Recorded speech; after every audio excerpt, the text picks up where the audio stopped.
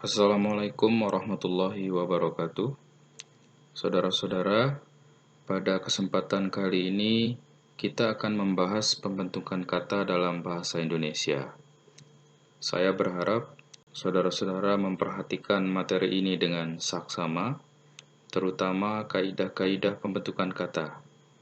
Hal ini dilakukan agar saudara-saudara tidak salah dalam menulis akademik yang berhubungan dengan pembentukan kata.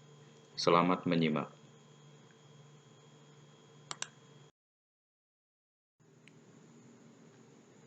Saudara sekalian, pada dasarnya pembentukan kata dalam bahasa Indonesia ada banyak jenisnya. Namun, pada kesempatan kali ini, kita akan membahas 4 jenis pembentukan kata yang umum diketahui. Keempat jenis pembentukan kata itu adalah: pertama, pembubuhan afiks dalam afiksasi; kedua, pengulangan dalam reduplikasi; ketiga, penggabungan dalam proses kompositum; dan keempat, pemendekan atau penyingkatan dalam proses abreviasi. Pembahasan afiksasi akan mendapat porsi uraian paling besar, karena bahasa Indonesia termasuk bahasa aglutinasi, yakni bahasa yang kaya akan afiks atau imbuhan. Oleh karena itu, saudara-saudara diharapkan setidaknya telah mengenal afiks-afiks dalam bahasa Indonesia agar uraian pembentukan kata melalui afiksasi dapat dipahami dengan baik. Sebelum melangkah lebih jauh, saudara-saudara harus bisa membedakan antara kata dasar dan kata turunan dalam bahasa Indonesia.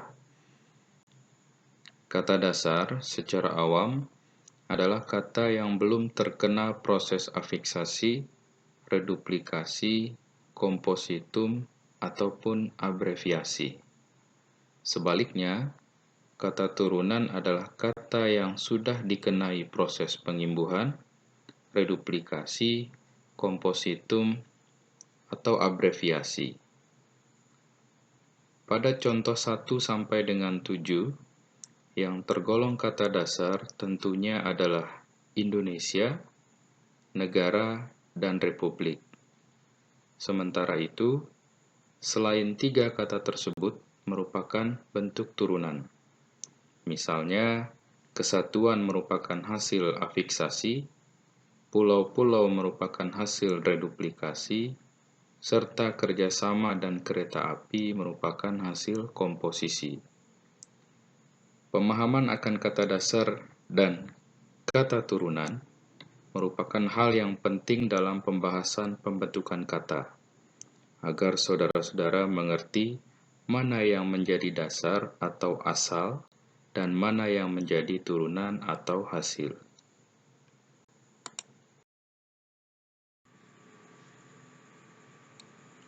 Pengetahuan tentang kata dasar dan kata turunan setidaknya dapat berfungsi menjelaskan bentuk-bentuk yang ada di salindia ini. Kata dikontrakkan seringkali salah ditulis oleh penutur bahasa Indonesia. Di beberapa tempat, keempat bentuk ini dapat kita lihat mewakili kata dikontrakkan. Lalu, manakah yang benar? Pertama, kita harus tahu apa yang menjadi kata dasarnya.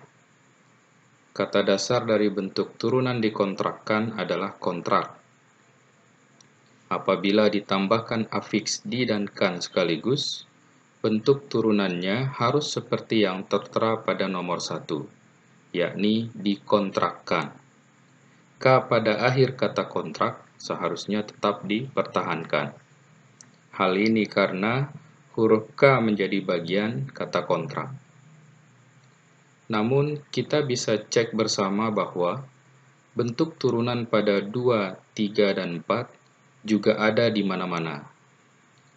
Bentuk ini tentu salah jika yang dimaksud adalah sesuatu seperti rumah atau barang tertentu akan disewakan atau dikontrakkan.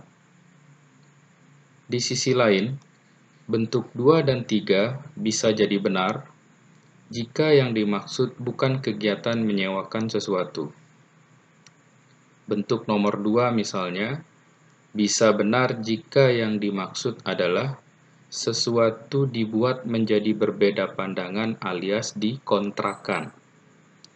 Dengan demikian, bentuk dasarnya adalah kontra dan mendapat imbuhan di dan kan sekaligus.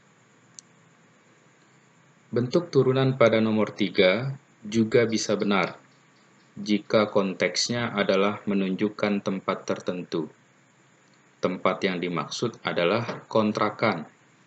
Anda dapat mengecek makna kontrakan di KBBI 5. Penulisan di yang dispasi menunjukkan bahwa bentuk tersebut menunjukkan tempat, dan tempat itu adalah kontrakan. Selanjutnya, bagaimanakah dengan bentuk nomor 4? Apakah ada dalam bahasa Indonesia? Anda harus mencoba menjelaskannya.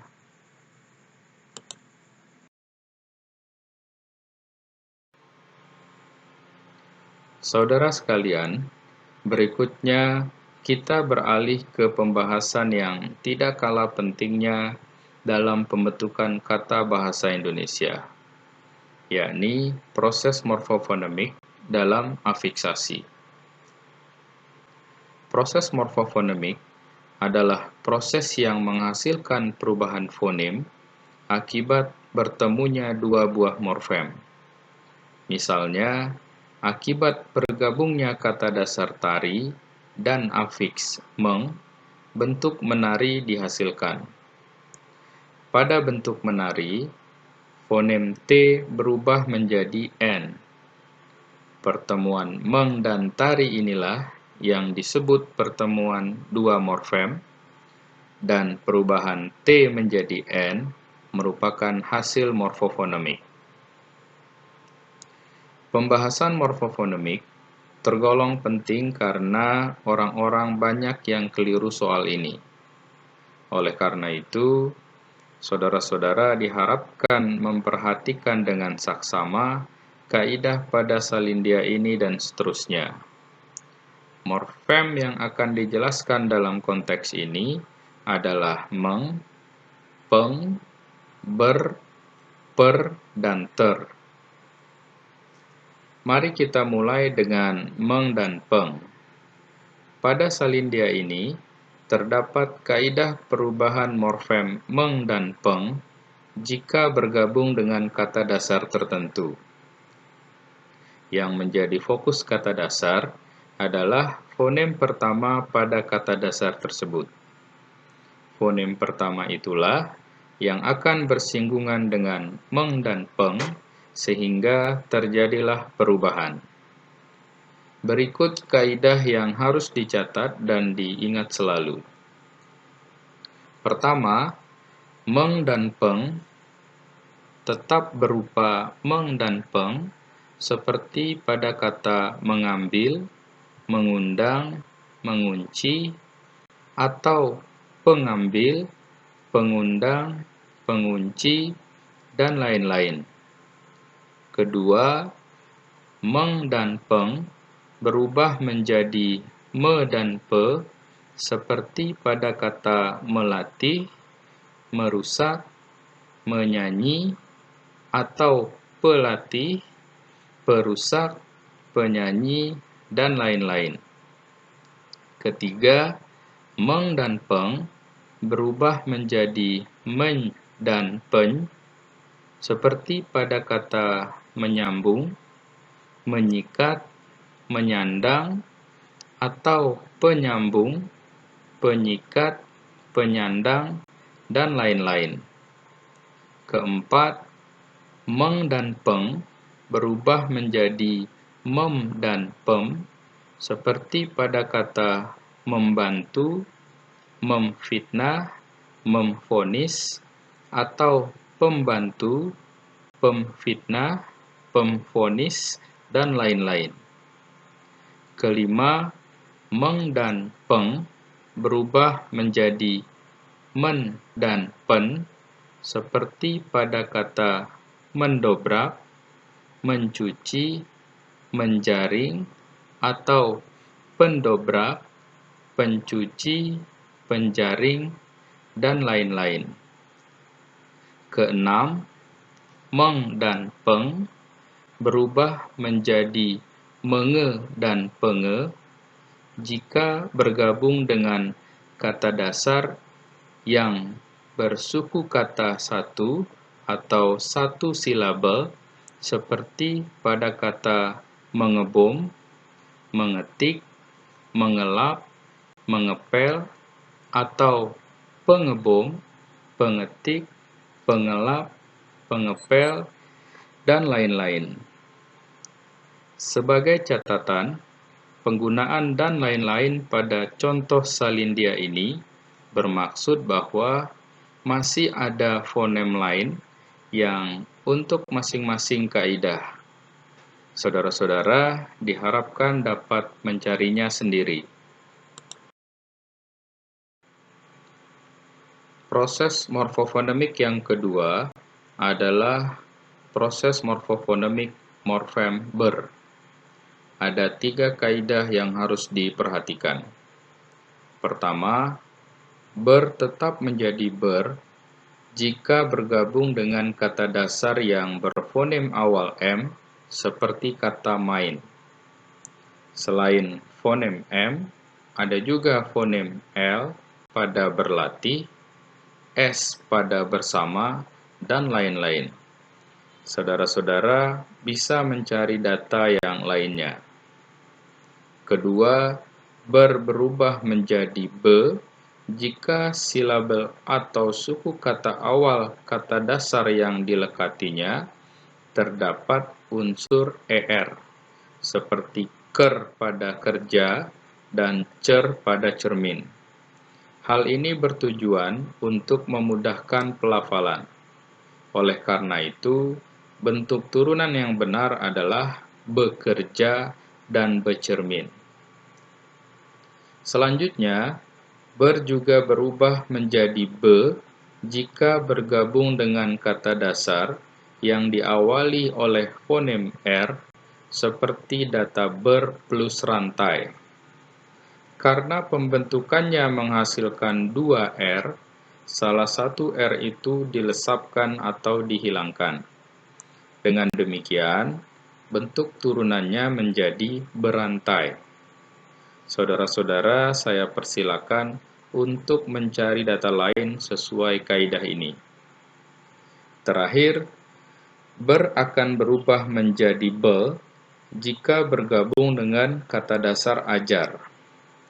Di beberapa referensi, data ini merupakan data satu-satunya dalam bahasa Indonesia untuk kaidah ini. Sebagai bahan diskusi, saudara-saudara dapat melihat kata unjur dan bentuk turunan belunjur di KBBI 5 untuk bahan perbandingan. Saudara-saudara juga dapat mencari data yang lain dan menyampaikannya di forum diskusi.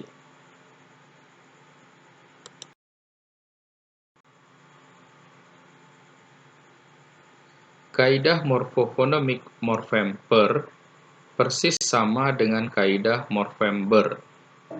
Pertama, per akan tetap menjadi per jika bergabung dengan kata dasar yang diawali fonem L seperti pada perlebar. Ada juga fonem lain seperti C pada percantik, D pada perdalam, dan lain-lain. Kedua, per berubah menjadi pe jika bergabung dengan kata dasar yang diawali oleh fonem R seperti pada peringan dan lain-lain. Dalam pada itu, per juga berubah menjadi pe jika bergabung dengan kata dasar yang suku awalnya terdapat unsur er. Penjelasan soal ini sama dengan kasus ber sebelumnya. Salah satu contoh datanya adalah pekerja.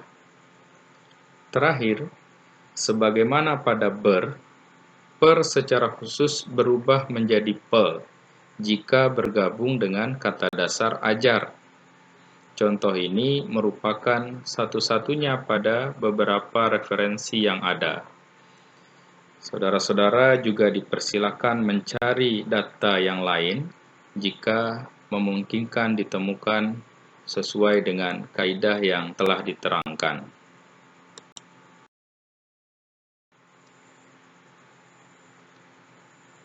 Selanjutnya adalah ter. Kaidah untuk ter hanya ada dua. Kaidahnya juga sama dengan ber dan per, kecuali perubahan menjadi te. Kaidah pertama, ter tetap berbentuk ter jika bergabung dengan kata dasar yang berfonem awal P, seperti terpilih dan terpandang.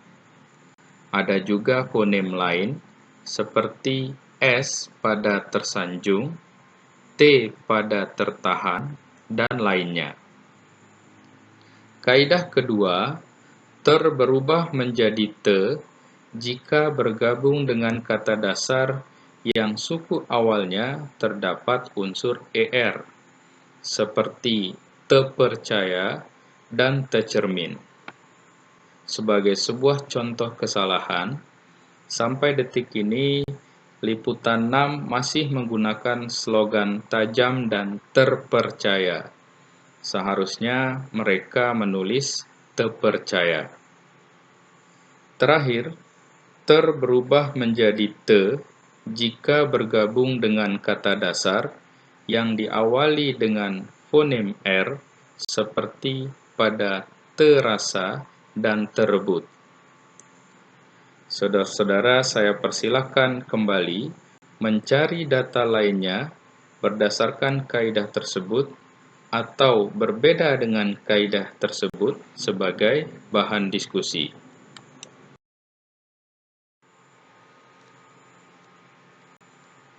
Baiklah saudara-saudara, pada salindia ini terdapat kaidah yang sangat penting, yakni proses morfofonemik meng dan peng ketika bergabung dengan kata dasar yang diawali oleh fonem S, K, P, dan T.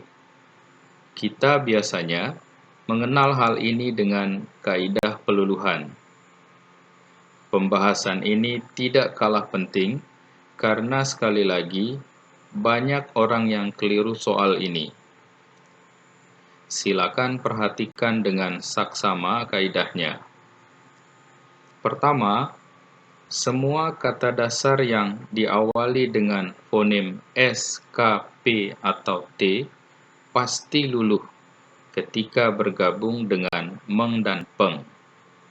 Perubahannya pasti S menjadi nya atau ny, K menjadi eng atau ng, P menjadi m, dan T menjadi n. Peluluhan S seperti pada menyiram, peluluhan K seperti pada mengirim, peluluhan P seperti pada memandang, peluluhan T seperti pada menanam. Pengecualian pada kaidah pertama ini adalah hanya pada kata mempunyai. P pada kata punya tidak luluh karena di KBBI 5 tidak ditemukan kata memunyai. Yang ada adalah mempunyai.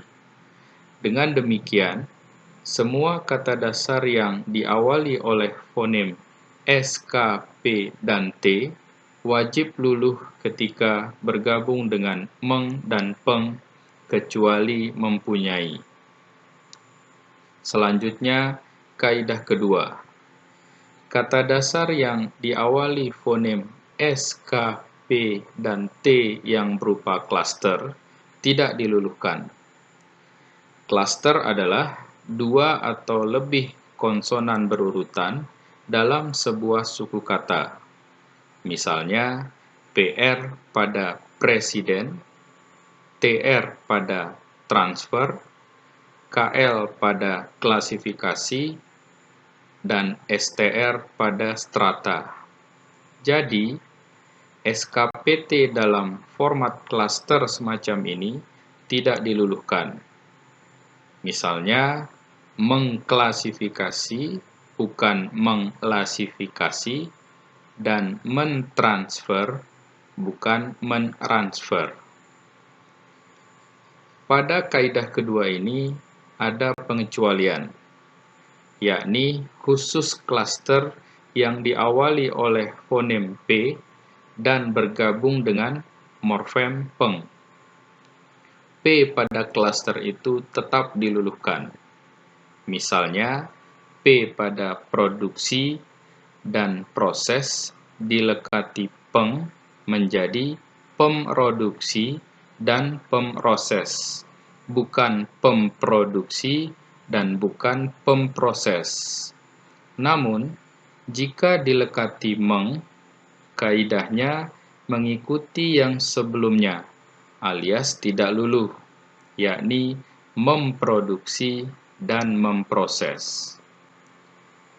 Kaidah ketiga, jika ada kata dasar yang sudah dilekati awalan terlebih dahulu sebelum meng bergabung, SKPT pada awalan yang akan dilekati oleh meng tidak diluluhkan.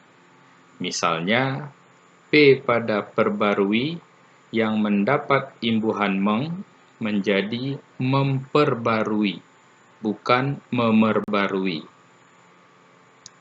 Terakhir, jika kata yang dilekati oleh meng dan peng berupa kata asing, kaidah yang telah dibahas tadi tidak berlaku. Perubahan justru terjadi pada morfemnya. Misalnya, meng plus posting menjadi memposting. Karena bentuk asing, penulisannya dihubungkan oleh tanda hubung, yakni mem, lalu tanda hubung, lalu posting. Kata posting sendiri ditulis miring. Nah, saudara-saudara, demikianlah beberapa kaidah yang berkaitan dengan peluluhan SKPT yang masih banyak keliru diimplementasikan oleh penutur bahasa Indonesia. Saudara-saudara bisa mencoba realisasi kaidah ini dengan berbagai kata dasar di dalam bahasa Indonesia. Saya yakin saudara-saudara pasti akan menemukan data yang bertolak belakang dengan kaidah ataupun bertolak belakang dengan KBBI 5. Hal semacam ini tentu menarik untuk kita diskusikan, karena tidak ada kaidah tanpa pengecualian dan tidak ada pengecualian tanpa kaidah.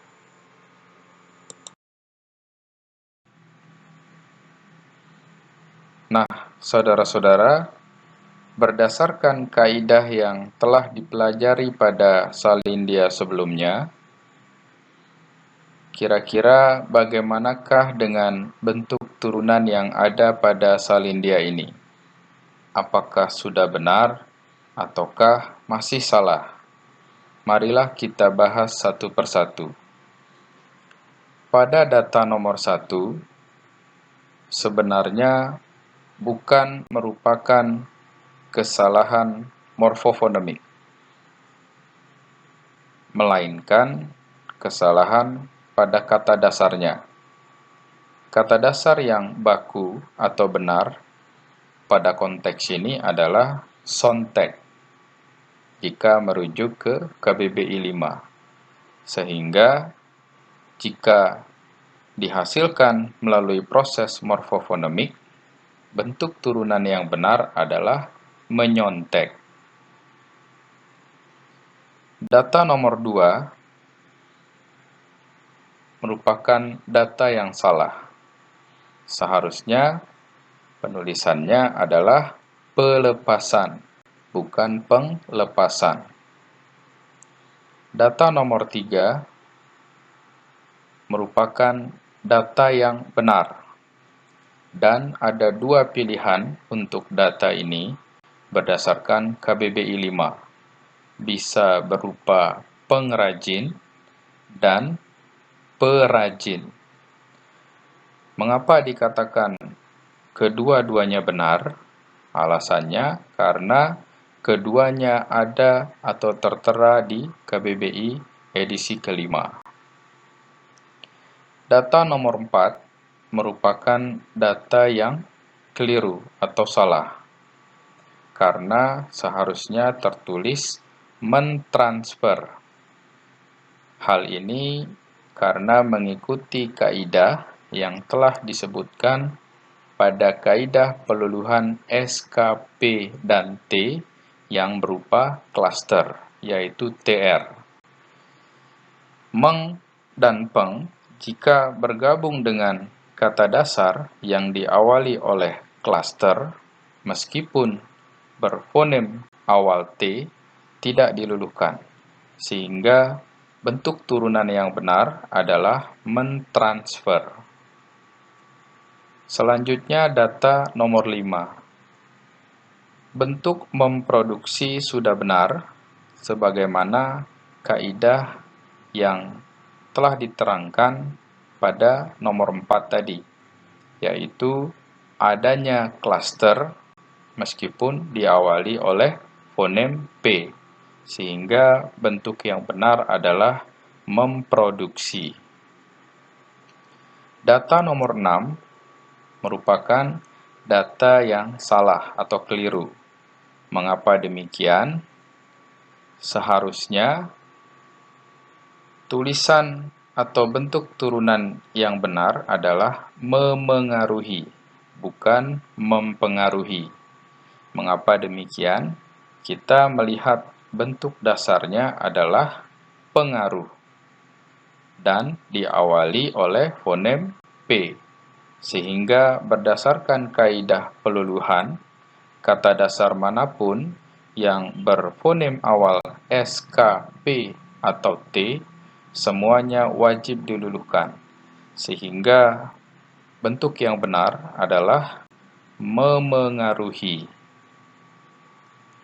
Data nomor 7 tentunya sudah benar, karena bentuk mempunyai merupakan bentuk pengecualian dari kaidah peluluhan S, K, P, dan T. Dan terakhir, nomor 8, bentuk mengetik pastinya sudah benar, karena berdasarkan kaidah, meng dan peng akan berubah menjadi menge dan penge jika bergabung dengan kata yang bersuku satu atau memiliki satu silabel seperti pada tik, sehingga bentuk turunan yang benar adalah mengetik.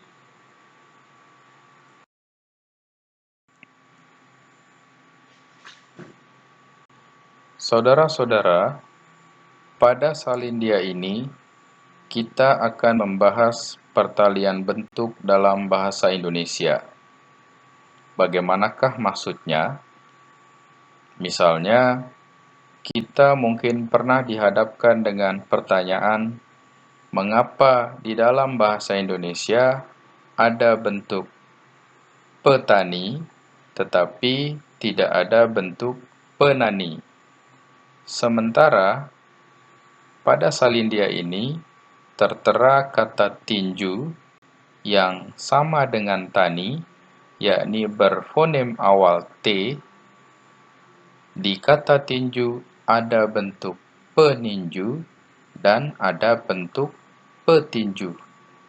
Sedangkan tani ada bentuk petani, tetapi tidak ada bentuk peninju. Bagaimana cara menjelaskannya? Caranya adalah dengan memperhatikan gambar yang ada di salindia ini. Pada dasarnya, bentuk peninju berasal dari kata meninju, dan bentuk petinju berasal dari kata bertinju. Mengapa petani ada, sementara penani tidak ada? Karena ada bentuk bertani yang menjadi dasar lahirnya petani, tetapi tidak ada bentuk menani sebagai dasar lahirnya penani. Dengan demikian, pertalian bentuk dalam salindia ini dapat menerangkan persoalan-persoalan seperti petani dan penani tadi.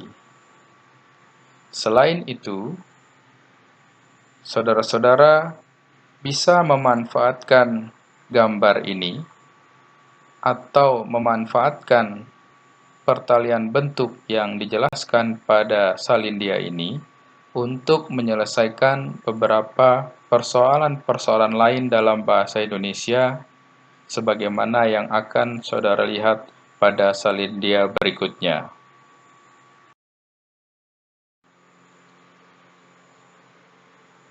Berdasarkan kaidah pertalian bentuk tadi, kita dapat menerangkan perbedaan antara 1 dan 2, 3 dan 4, serta 5 dan 6, sebagaimana yang tertera pada salindia ini. Pada umumnya, beberapa penutur bahasa Indonesia agak kesulitan membedakannya. Cara membedakannya adalah dengan mengikuti bagan pertalian bentuk tadi. Pada data nomor 1 dan 2, bentuk pemukiman berasal dari kata memukimkan, sedangkan permukiman berasal dari kata bermukim. Perbedaan asal kata keduanya dengan jelas memperlihatkan perbedaan maknanya. Begitu pula pada data selanjutnya.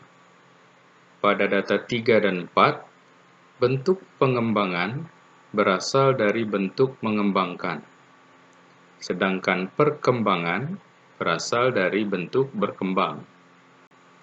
Pada data 5 dan 6, bentuk penanaman berasal dari bentuk menanam, dan bentuk pertanaman berasal dari bentuk bertanam. Sekali lagi, perbedaan keduanya dapat dijelaskan dengan merujuk ke bentuk asalnya, sehingga kita dapat terbantu dalam menyelesaikan persoalan-persoalan yang hampir mirip semacam ini. Namun, saudara-saudara, patut menjadi catatan bahwa hasil pertalian bentuk semacam ini tidak selamanya beraturan. Ada beberapa data di KBBI 5 yang tidak selalu selaras dengan kaidah ini. Ketidakselarasan itu merupakan soal yang biasa dalam fenomena kaidah kebahasaan. Saudara-saudara mungkin dapat menemukan ketidakselarasan itu jika serius meneliti implementasi kaidah ini lebih lanjut.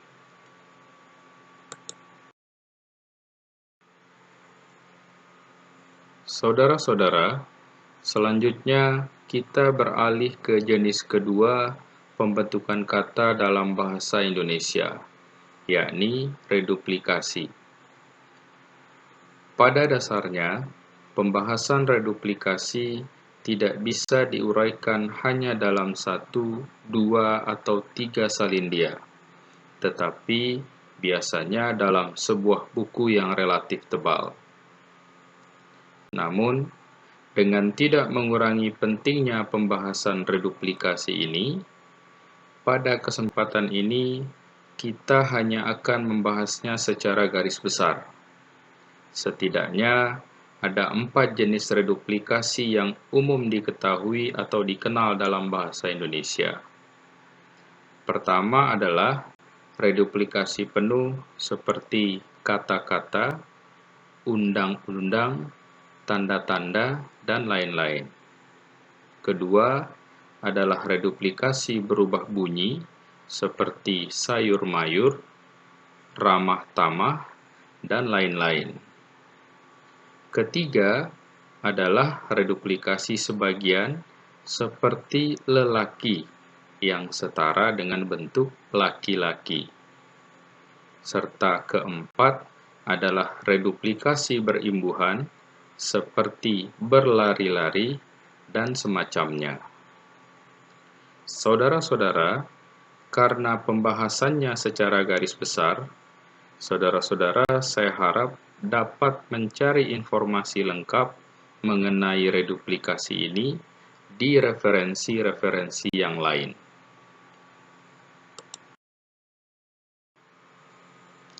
Selanjutnya, kita beralih lagi ke jenis ketiga, yakni kompositum atau kata majemuk. Kata majemuk merupakan penggabungan dua kata atau lebih dengan makna hasil pembentukan yang sedikit berubah. Tetapi, makna hasil pembentukan itu masih bisa ditelusuri dari makna kata yang membentuknya. Misalnya, kamar mandi, yang bermakna kamar tempat orang mandi, alias bukan kamarnya yang mandi. Makna kamar tempat orang mandi masih membawa makna masing-masing unsur pembentuknya, yakni kata kamar dan kata mandi. Saudara-saudara, pembahasan kata majemuk ini perlu dibedakan dengan frasa dan idiom. Hal ini disebabkan secara bentuk ketiganya hampir mirip, yakni penggabungan dua kata atau lebih. Perbedaannya adalah pada makna yang dihasilkan. Frasa tetap sesuai dengan makna unsur pembentuknya, alias tidak berubah sama sekali. Kata majemuk memiliki makna yang sedikit berubah setelah terbentuk, tetapi makna tersebut masih dapat ditelusuri dari kata yang membentuknya. Sementara itu, idiom memiliki makna yang sudah sangat berbeda dengan makna unsur pembentuknya. Contoh yang ada di Salindia ini dapat membantu memperjelas soal makna tadi. Misalnya pada A, orang tua bisa berupa frasa dan bisa juga berupa kata majemuk, bergantung pada maknanya.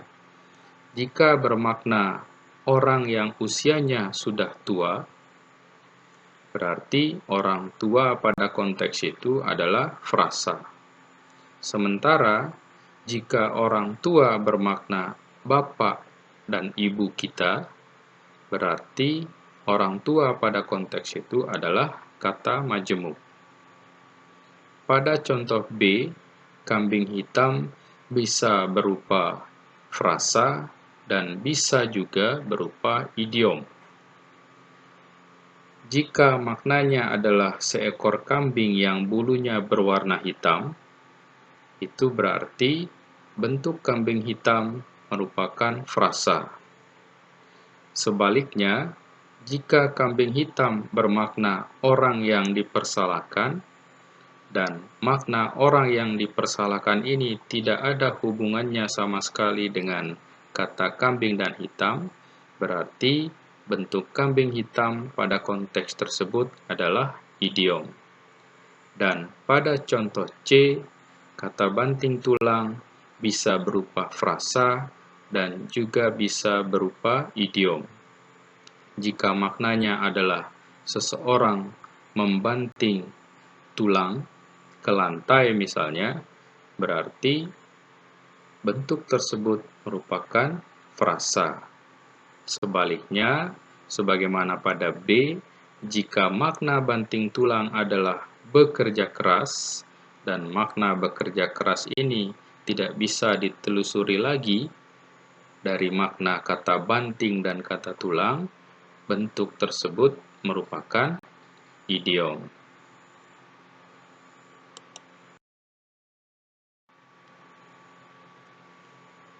Jenis yang terakhir adalah abreviasi, yakni pemenggalan atau pemendekan bagian kata atau gabungan kata sehingga terbentuk kata yang baru. Saudara-saudara, ada 3 jenis abreviasi yang umum terjadi dalam bahasa Indonesia, yakni singkatan, penggalan, dan akronim. Contoh singkatan adalah SMA dari sekolah menengah atas. Contoh penggalan adalah lab yang berasal dari laboratorium. Contoh semacam ini seperti perpus dari kata perpustakaan dan audit dari kata auditorium. Dua contoh terakhir ini belum terdapat di KBBI 5, sehingga belum menjadi kata bahasa Indonesia. Terakhir, akronim seperti ABRI dari Angkatan Bersenjata Republik Indonesia. Yang sedikit menjadi catatan di sini adalah soal perbedaan antara singkatan dan akronim. Pada dasarnya, keduanya merupakan sesuatu yang disingkat. Perbedaannya adalah akronim merupakan singkatan yang dilafalkan seperti kata biasa, seperti ABRI, SIM, Puskesmas, Kemdikbud, Undrang, dan semacamnya. Semuanya dilafalkan seperti kata biasa. Sementara itu, singkatan tidak dilafalkan sebagai kata biasa. Contoh singkatan seperti SMA, seperti pada poin A tadi, KTP, ATM, dan lain-lain.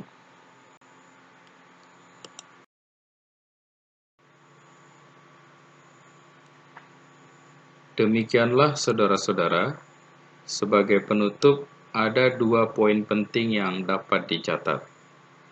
Pertama, silakan bandingkan data-data kebahasaan yang saudara pertanyakan dengan pedoman resmi yang ada. Kadang-kadang berbanding terbalik antara pedoman dengan fenomena kebahasaan.